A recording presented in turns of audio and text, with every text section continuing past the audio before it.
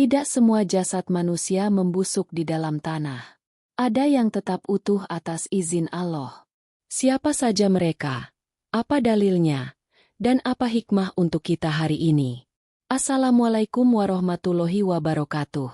Alhamdulillah. Sholawat dan salam untuk Nabi Muhammad.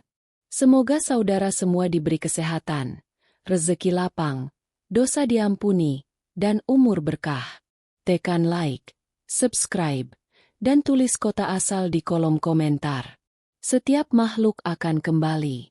Nafas berhenti, nadi padam, dan tubuh yang selama ini terasa kuat akhirnya rebah dalam diam.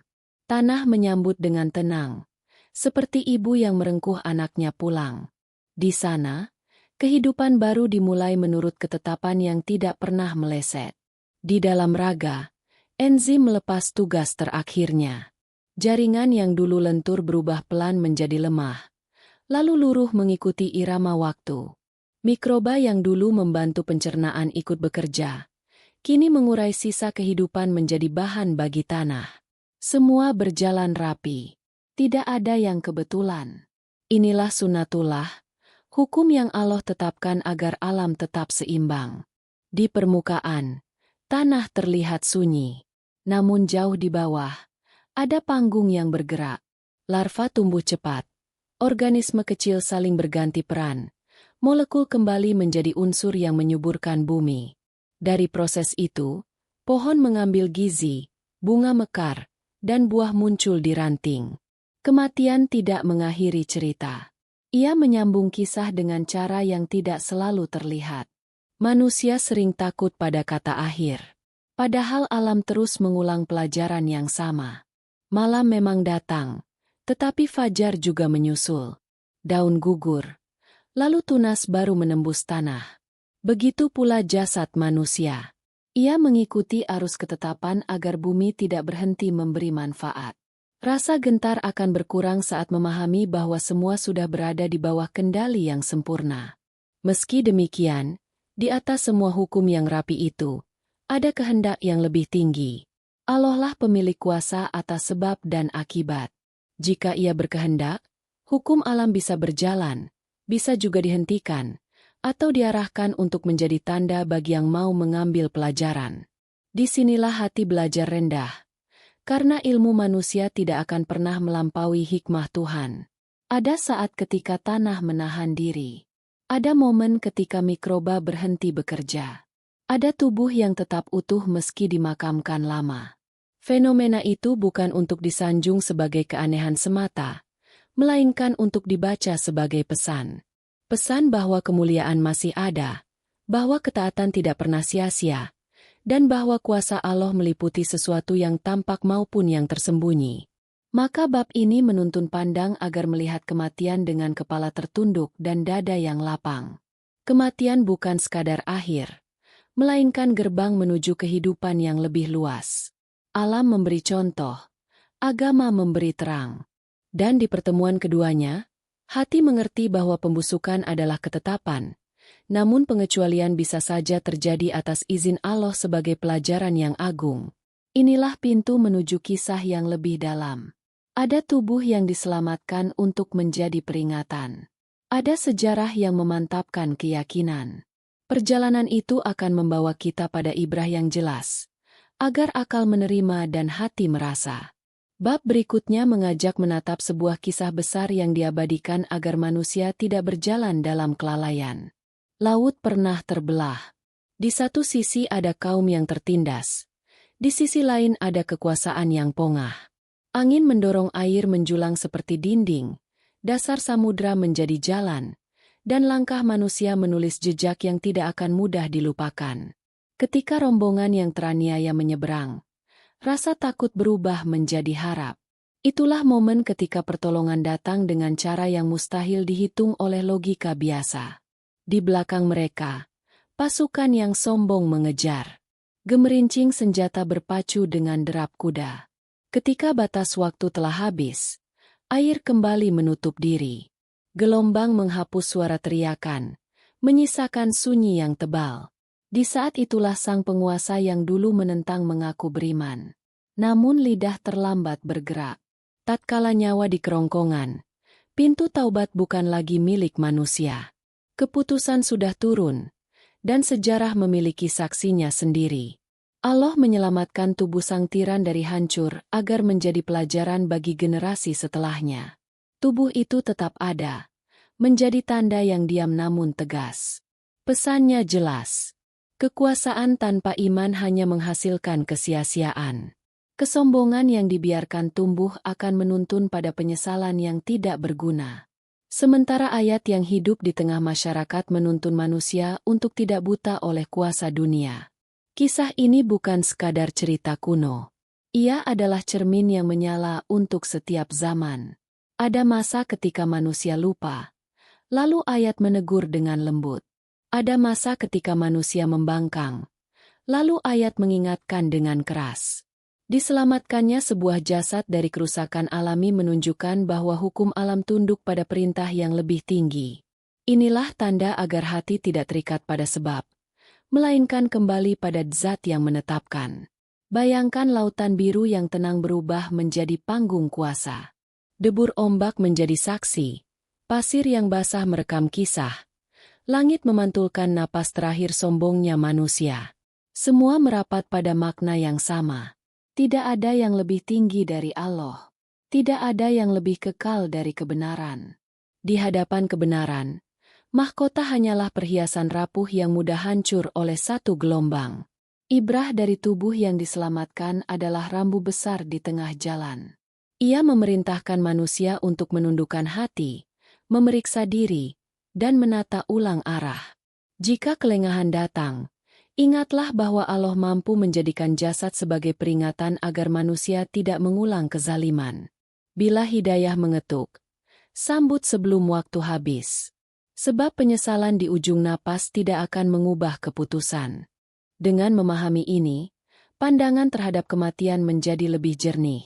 Bukan sekadar rasa takut yang dingin, melainkan rasa waspada yang menuntun pada taat.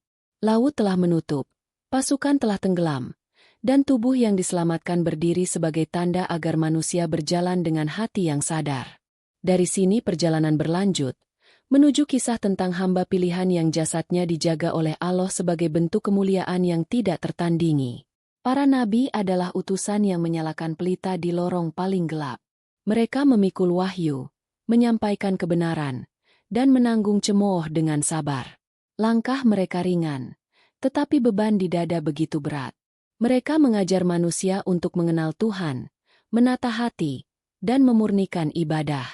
Karena kemuliaan itu, Allah memuliakan mereka sampai setelah wafat. Kehormatan tidak berhenti di liang lahat. Ia terus bersinar sebagai tanda bagi yang mau mengambil pelajaran. Rasulullah pernah mengajarkan sebuah kabar yang menguatkan cinta. Beliau mengingatkan agar memperbanyak sholawat, terutama pada hari Jumat. Para sahabat bertanya dengan hati yang polos. Bagaimana sholawat kami akan sampai, wahai Rasul, sementara engkau telah wafat? Lalu beliau menjawab dengan tenang bahwa Allah mengharamkan tanah memakan jasad para nabi. Jawaban itu bukan sekadar pengetahuan. Ia adalah jembatan antara kasih umat dan sosok yang mereka cintai. Sholawat menjadi jalan perjumpaan maknawi yang tidak putus oleh kematian. Makna dari kabar itu jelas dan lembut. Hukum alam tetap berjalan atas perintah Allah. Tanah biasanya mengurai tubuh, mikroba bekerja tanpa lelah. Waktu menutup semua jejak.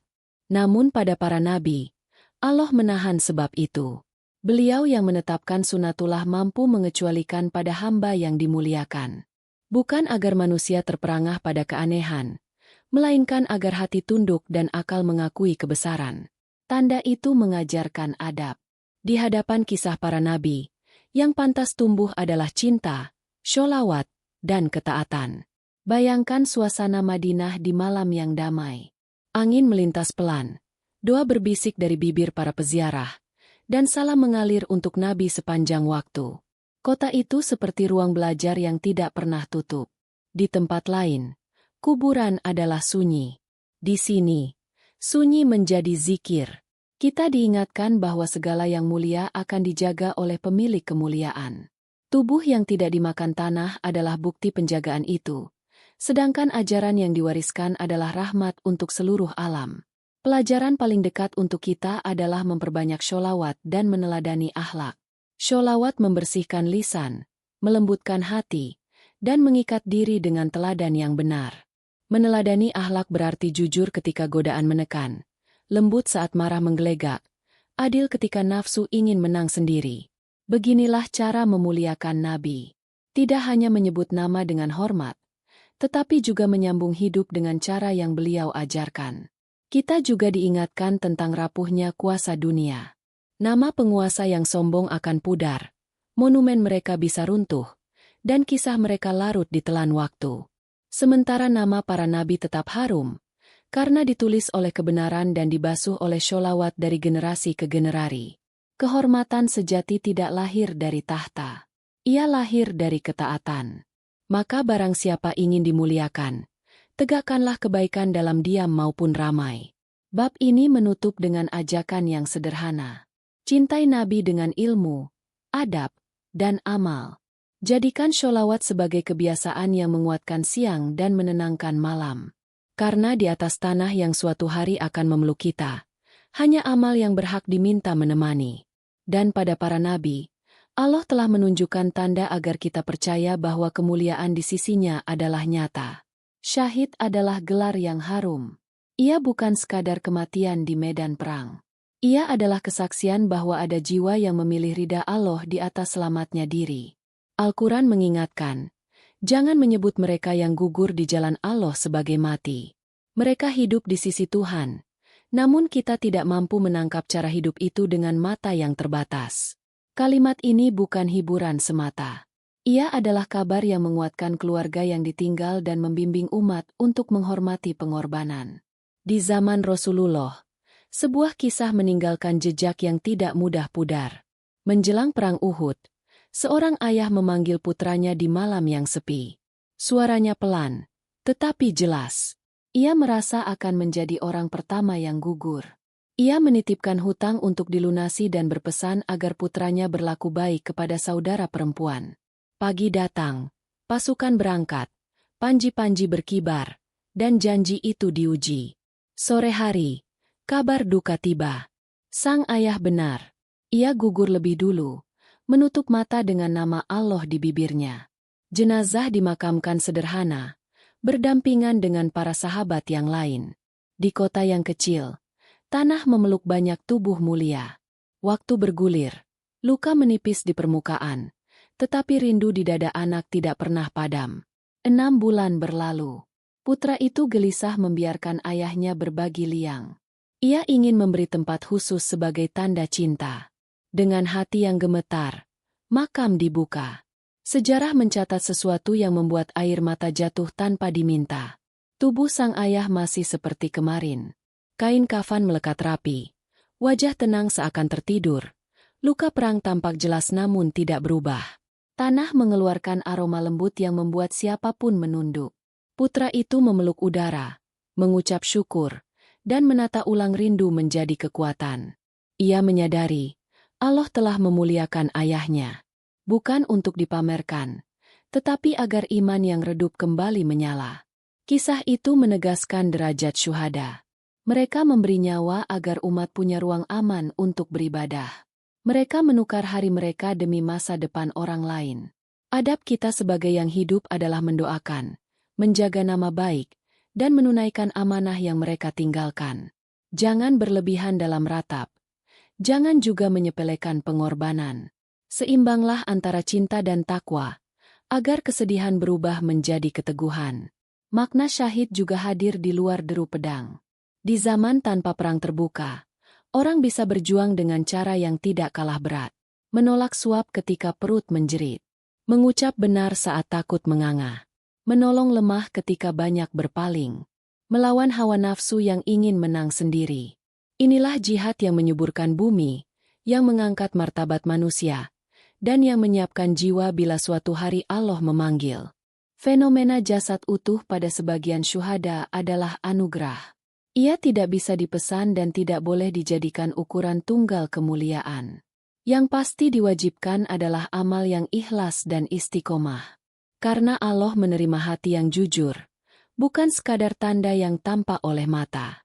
Maka tugas kita bukan mengejar keajaiban, melainkan menegakkan kewajiban dan menghindari dosa. Bila Allah hendak memuliakan di dunia, itu hadiah.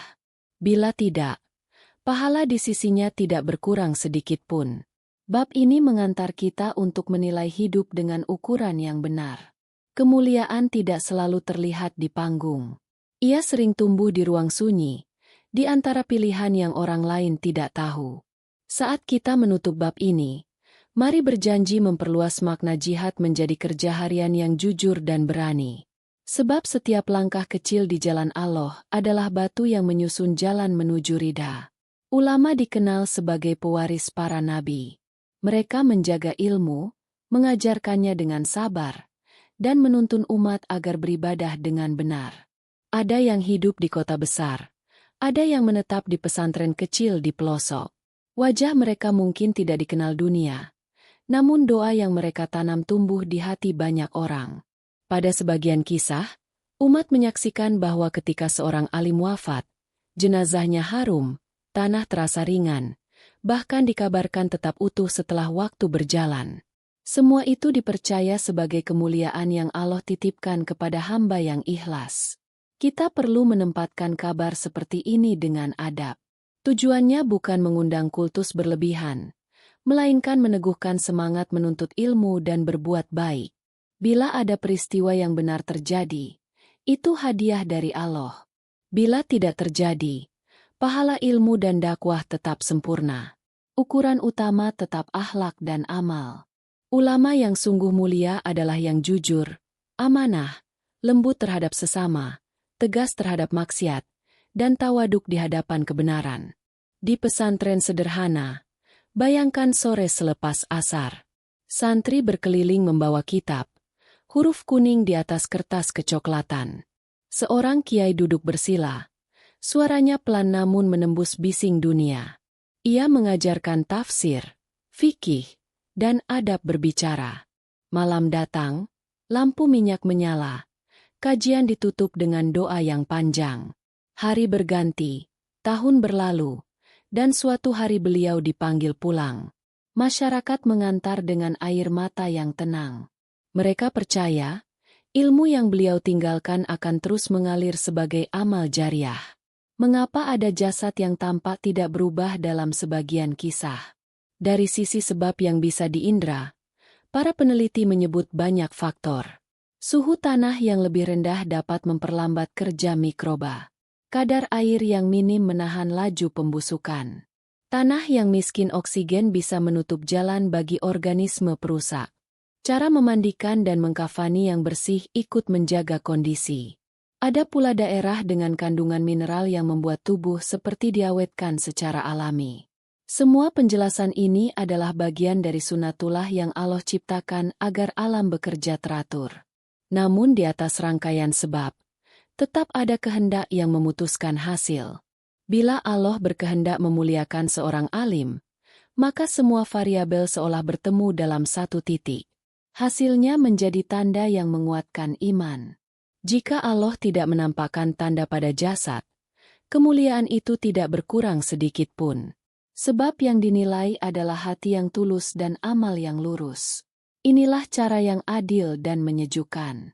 Kita menghormati kabar, namun tidak menggantungkan ibadah pada keajaiban.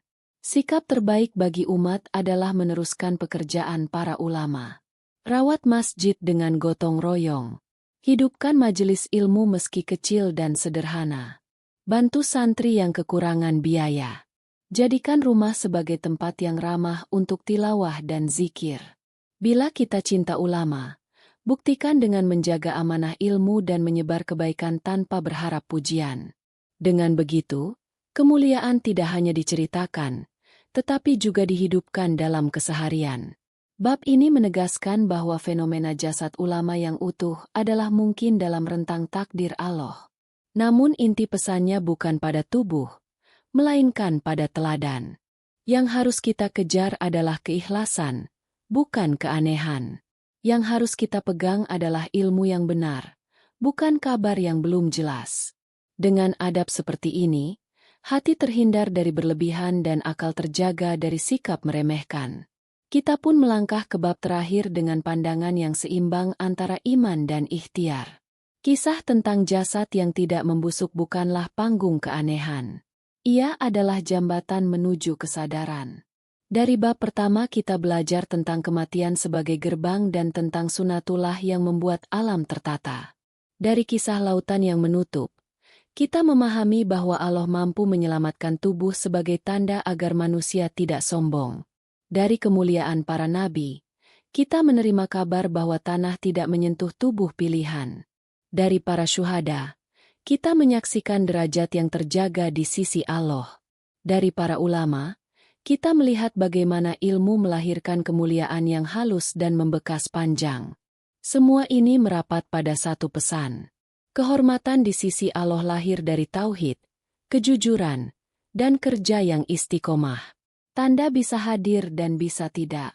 Tetapi pahala untuk hati yang bersih selalu pasti.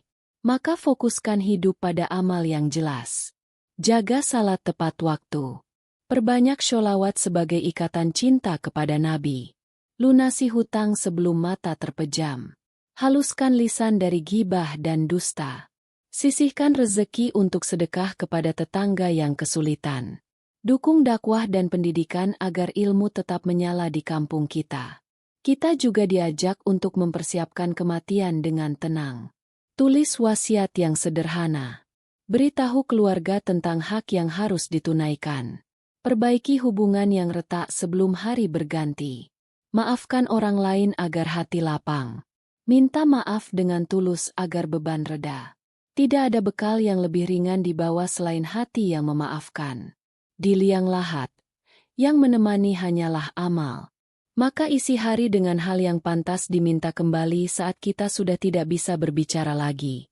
Bila rasa takut akan kematian datang menghantam, ingatlah bahwa Allah lebih dekat dari segala gelisah.